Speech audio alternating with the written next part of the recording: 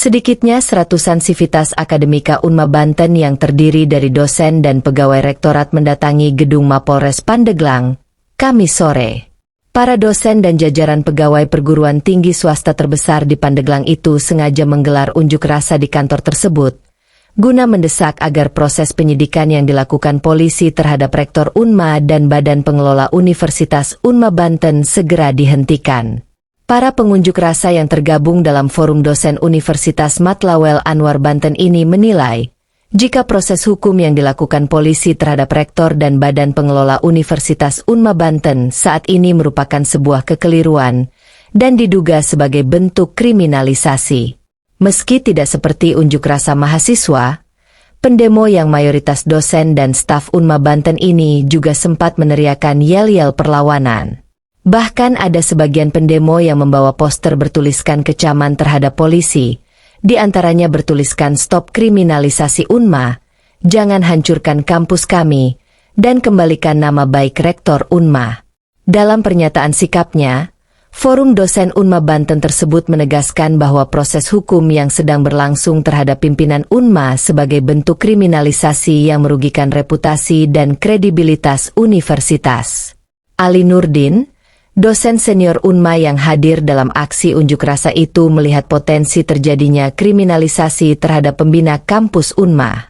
Hal itu, kata Ali Nurdin, terbukti dengan keluarnya SPDP dari Polres, serta adanya beberapa pimpinan Unma yang akan dipanggil bahkan kemungkinan menjadi tersangka. Menurut Ali Nurdin, penilaian adanya kriminalisasi atas kasus ini karena dilatar belakangi oleh munculnya SK Rektor tentang pemberhentian salah seorang dosen akibat melakukan pelanggaran akademik berat yakni dugaan pelecehan seksual dan yang kedua dugaan manipulasi nilai. Atas dasar kedua pelanggaran tersebut, lanjut Ali Nurdin, maka Rektor mengeluarkan SK pemberhentian terhadap dosen itu. Ali Nurdin pun meyakinkan tidak ada pelanggaran yang dilakukan Rektor Unma atas keputusan tersebut. Sebab Rektor dengan dasar jabatannya berhak mengeluarkan keputusan yang berkaitan dengan pelanggaran etika akademik berat. Oleh sebab itu, masih kata Ali Nurdin, proses hukum atau tindakan yang terjadi di kampus tidak selalu harus ada proses hukum terlebih dahulu. Ali Nurdin meminta polisi untuk tidak memaksakan menggunakan kacamata hukum positif terhadap kasus itu, karena hal tersebut bisa masuk pada tindakan kriminalisasi. Ya, kami melihat potensi terjadinya kriminalisasi terhadap pimpinan kampus Unma. Ya. Dengan keluarnya SPDP dari Polres dan ada beberapa pimpinan kami yang kemungkinan akan dipanggil dan kemungkinan menjadi tersangka. Kenapa kriminalisasi?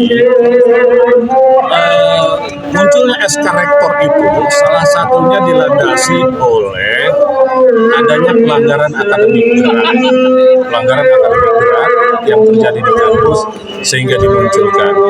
Di dunia kampus itu ada dua pelanggaran akademik berat. Boleh teman-teman cek ke LLDK atau kemana. Satu pelecehan seksual, yang kedua manipulasi nilai.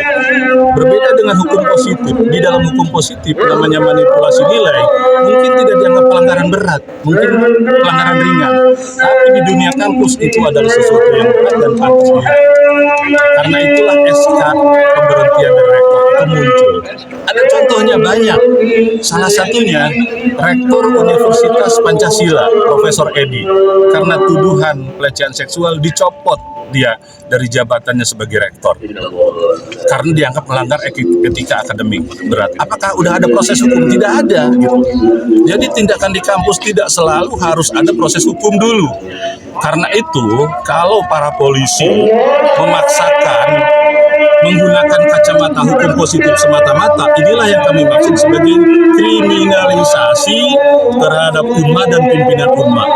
Ini yang ingin kami stop. Jadi stop kriminalisasi Universitas Matlawel Anwar. Artinya penyidik tidak profesional. Tidak mengatakan seperti itu, tapi penyidik tidak mempertimbangkan adanya etika akademik yang berlaku di kampus dan di banyak perguruan tinggi. Seharusnya itu menjadi bahan pertimbangan. Gitu. Jangan semata-mata melihat kepada hukum positif. Pak, untuk masyarakat juga mungkin agak sedikit rancu ya ketika korelasi antara jual beli nilai dan SPDP ini apa gitu, sehingga butuh penjelasan juga penyampaian kepada masyarakat. Iya, itu sendiri kami juga yang tidak mengerti gitu. Kenapa sampai akhirnya muncul SPDP gitu. Karena itu, karena kami tidak mengerti dan kami menganggap ini sesuatu yang tidak sepatutnya, kami menduga ini mengarah kepada kriminalisasi kampus, kriminalisasi pimpinan umat. Ini yang ingin kita cegah gitu.